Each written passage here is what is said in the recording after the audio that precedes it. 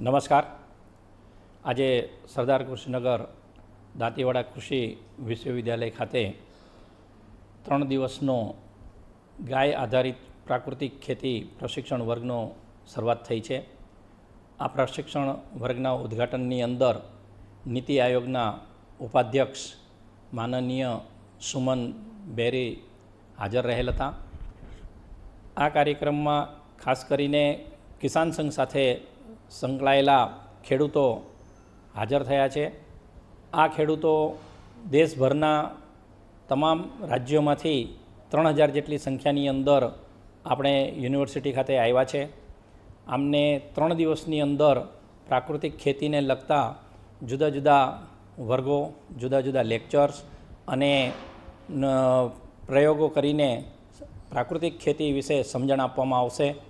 પ્રાકૃતિક ખેતીની અંદર ખાસ કરીને ગાય ઉપર આધારિત રાખવામાં આવતો હોય છે, કારણ કે એની અંદર જે ઘન જીવામૃત, જીવામૃત અને બીજા ઉત્પાદો બનાવવામાં આવતા હોય છે એ ગાયના છાણ અને મૂત્રની અંદરથી બનાવવામાં આવતા હોય છે.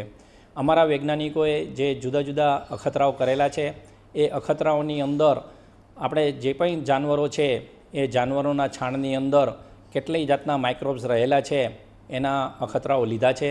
એની અંદર ખાસ કરીને આપણી દેશી ગીર ગાય અને કાંકરેજ ગાયની અંદર સૌથી વધુ માત્રાની અંદર સૂક્ષ્મ જીવાણુઓ રહેલા છે, જે જમીનની અંદર જમીનની ફળદ્રુપતાને સુધારવાની અંદર મદદ કરે છે. એ જ રીતે આ જે સૂક્ષ્મ જીવાણુઓ છે, સૂક્ષ્મ જીવાણુની અંદર 151 જેટલા જીવાણુઓ છે એ ઉપયોગી છે. ઉપરાંત સૌથી આનંદદાયક વાત એ છે કે જેને આપણે વનસ્પતિના હોર્મોન કહીએ છીએ, ઇન્ડોલ એસિટિક એસિડ, આ પણ એમ કે ગૌમૂત્રની અંદર જોવા મળે છે, જે વનસ્પતિના મૂળને મજબૂતી આપે છે, એ મૂળની વૃદ્ધિ કરતું હોય છે. એટલે આ જે દરેક બાબતો છે એ દરેક બાબતો અમારા વૈજ્ઞાનિકો છે એ વૈજ્ઞાનિકો ખેડૂતોને સમજણ આપશે.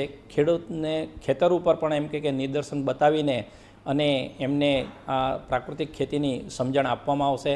ધીમે ધીમે ખેડૂત છે એ પ્રાકૃતિક ખેતી વળે એવા સઘન પ્રયત્નો કરવામાં આવશે.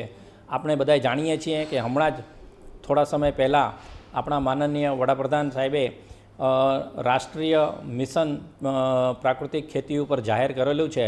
એટલે national mission on natural farming અંતર્ગત આપણે આખા દેશની અંદરથી ખેડૂતોને બોલાવીને અને એ ખેડૂતોને જો આ પ્રશિક્ષણ આપવામાં આવે તો આ સંદેશો આખા દેશની અંદર ઝડપથી પ્રસરે એટલા માટેનો આ એક પ્રયત્ન કરવામાં આવેલો છે.